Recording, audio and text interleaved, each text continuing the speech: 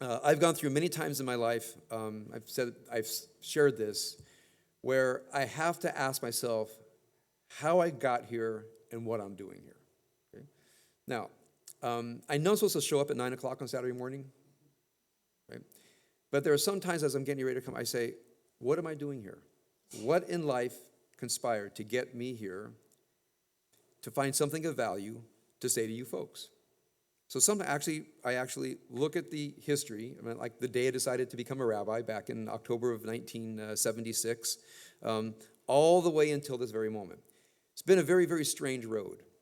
But I find it worthwhile for me sometimes to go back to that moment in October of 1976, October, November of 76, when I said, this is what I want to do. So I want to relate that to you. I was in a political science class. We were studying comparative constitutions. And we were comparing Soviet Union and People's Republic of China, France and England, and two African countries. Studying the Soviet Constitution, I was startled to find very early in the Constitution that in 1936 Stalin had outlawed the death penalty. Okay? Now you can imagine any student of history and looking at the several millions of people that his state murdered to find this line, and it's not that I find it surprised that I could still be surprised by human perfidy, by human mendacity. But I thought to myself, what would make them want to even put that in when there was already a history of murder and a future of murder? I raised my hand, I asked the professor, I said, how could Stalin have put this in the Constitution when he didn't believe one word of it? And he said to me, look, this is a class in political science. It's not a class in religion or something, right? I said, okay, so I think I'm no longer, because I was going to be a political science major. I said, all right, I don't think I want to major in political science. He says, religion is this other thing where you discuss right and wrong. Now, I had taken philosophy, which was history of philosophy, okay, but never taking a stand on anything. You take philosophy, you learn 10 different philosophers, and the teacher never actually makes their point known. And I thought, well, maybe in religion, someone actually takes a stand. So I decided I want to be a religion major. So I put in a transfer to USC to start the next year. And I thought, well, if I want to be a religion major, I guess I want to be a rabbi. That was the extent of the sophistication of my thinking, okay? It went 1, 2, 3 steps.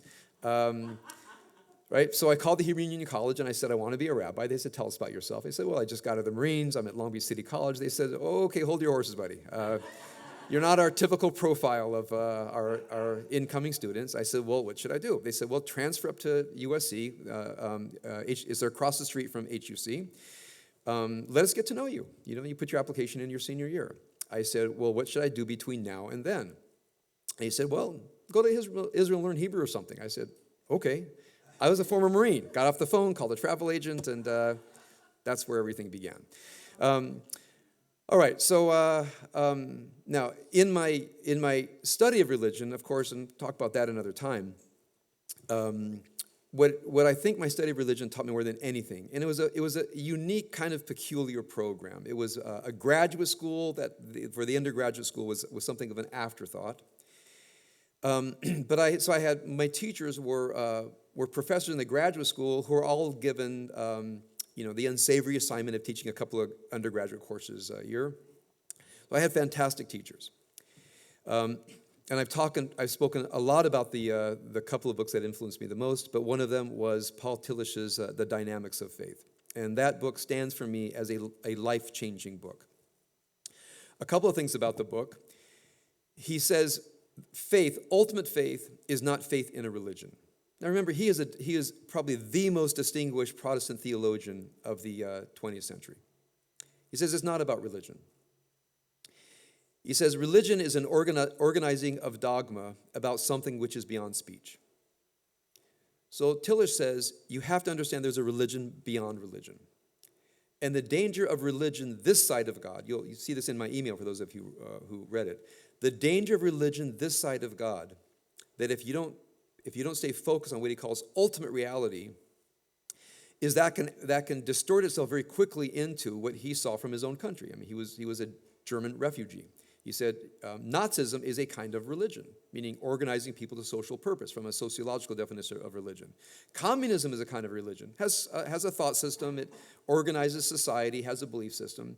He says, but if one does not exist in some kind of profound, humbling relationship with religion beyond religion, which is connection to a divine that is beyond language, that calls us into being, and certain things happen within the human soul when you feel yourself addressed by that which is beyond language, and where one becomes devoted to a religion beyond religion. That religion, this side of God, you might say, is an organizing of our community and language for that purpose. I know it's a lot for a couple sentences, but I hope it's clear. That religion, this side of God, is community, is text, it's theology, it's rituals, it's language. There's all kinds of things this side of God that ideally organize our communal and internal life to be vessels for that religion, for that God on the other side of religion, or religion beyond religion.